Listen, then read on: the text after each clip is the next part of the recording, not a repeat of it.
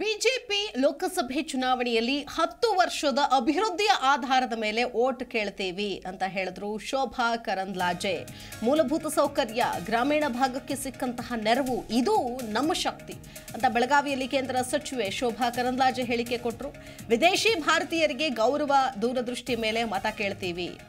ದೇಶದ ರಕ್ಷಣೆ, ಅಭಿವೃದ್ಧಿ ಬಗ್ಗೆ ಮೋದಿ ಅವರ ದೂರದೃಷ್ಟಿಯನ್ನು ಹೊಂದಿದ್ದಾರೆ. ನರೇಂದ್ರ ಮೋದಿ ಅವರ ಕಾರ್ಯಕ್ರಮಗಳು, ದೇಶದ ಬಗ್ಗೆ ಅವರಿಗಿರುವಂತಹ ಕಳಕಳಿ, ಬೆಲೆ ಇಳಿಕೆಗೆ ಅದಕ್ಕೂ ಸಂಬಂಧ ಇಲ್ಲ. ಗ್ಯಾಸ್, ಪೆಟ್ರೋಲ್ನಲ್ಲಿ ನಾವು ಸ್ವಾವಲಂಬಿ ಆಗಿಲ್ಲ.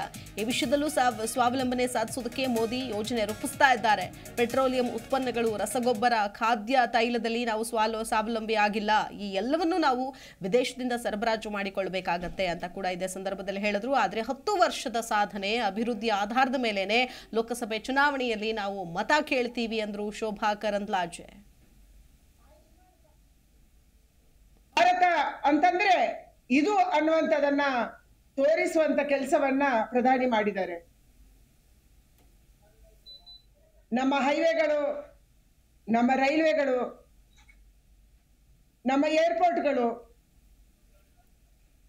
ಕಳೆದ 65 ವರ್ಷದಲ್ಲಿ ಏನಾಗಿತ್ತು ಅಷ್ಟೇ ಪ್ರಮಾಣದ ಡಬಲ್ ಮಾಡುವಂತ ಒಂದು ಕೆಲಸವನ್ನ ಕೇವಲ 10 ವರ್ಷದಲ್ಲಿ ಪ್ರಧಾನಿ ಅವರು ಮಾಡಿದ್ದಾರೆ. ಇವತ್ತು ದೇಶದ ಯಾವುದೇ ಗ್ರಾಮಕ್ಕೆ ಹೋದ್ರೆ ಕೂಡ ಕೇಂದ್ರ ಸರ್ಕಾರದಿಂದ ಸೌಲಭ್ಯವನ್ನು ಪಡೆದಂತ 80% ಜನ ನಮ್ಗೆ ಸಿಗ್ತಾರೆ. ಯಾರಿಗೋ ಪ್ರಧಾನಮಂತ್ರಿ ಕಿಸಾನ್ ಸಮ್ಮಾನ್ ಯೋಜನೆಯ ಸೌಲಭ್ಯ ಸಿಕ್ಕಿದೆ, ಇನ್ಯಾರಿಗೋ ಶೌಚಾಲಯ ಸಿಕ್ಕಿದೆ, ಇನ್ಯಾರಿಗೋ ಗ್ಯಾಸ್ ಸಿಕ್ಕಿದೆ, ಇನ್ಯಾರಿಗೋ ವಿದ್ಯುತ್ ಇಲ್ಲದವರಿಗೆ ವಿದ್ಯುತ್ ಸಿಕ್ಕಿದೆ, ಯಾರಿಗೋ ಬೆಳೆ ವಿಮೆ ಸಿಕ್ಕಿದೆ, ಆಯುಷ್ಮಾನ್ ಕಾರ್ಡ್ ಸಿಕ್ಕಿದೆ.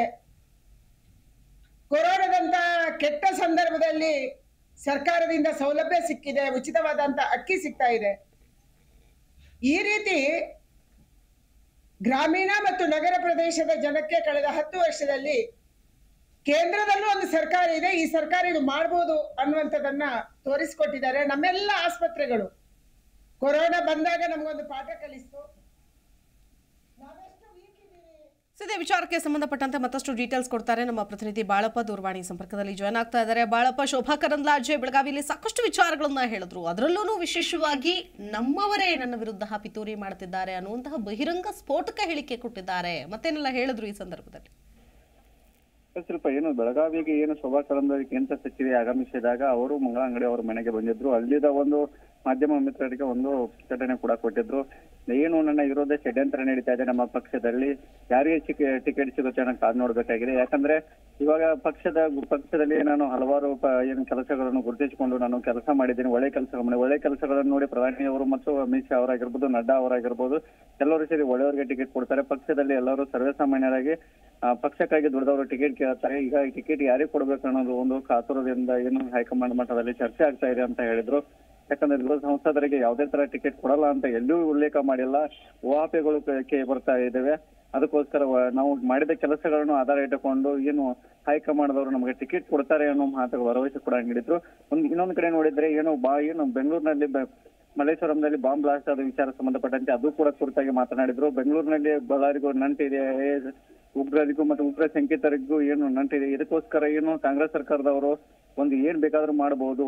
ಯಾಕಂದ್ರೆ ಇಂತಹ ಸಂದರ್ಭದಲ್ಲಿ ಅವರು ಚುನಾವಣೆಗೆ ಮತಗಳನ್ನು ಸೆಳೆಯೋದಕ್ಕೆ ಅವರು ಮುಸ್ಲಿಂ ಬಾಂಧವರಿಗೆ ಏನಿದೆ ಸಂಬಂಧಪಟ್ಟಂತೆ ಅವ್ರಿಗೆ ಸಪೋರ್ಟ್ ಮಾಡ್ತಾ ಇದ್ದಾರೆ ಅಂತ ಕಿಡಿಕಾರಿದ್ರು. ಯಾಕಂದ್ರೆ ರಾಮ ಮಂದಿರ ನಿರ್ಮಾಣದಲ್ಲಿ ಸಾಕಷ್ಟು ವಿಚಾರ ಸಂಬಂಧಪಟ್ಟಂತೆ ಶೋಭಾ ಕರಂದ್ಲಾಜೆ ಅವರು ವಿಷಯವನ್ನು ವ್ಯಕ್ತಪಡಿಸಿದ್ದಾರೆ. ಓಕೆ, ಧನ್ಯವಾದ ಬಾಳಪ್ಪ ಡೀಟೇಲ್ಸ್ಗಾಗಿ.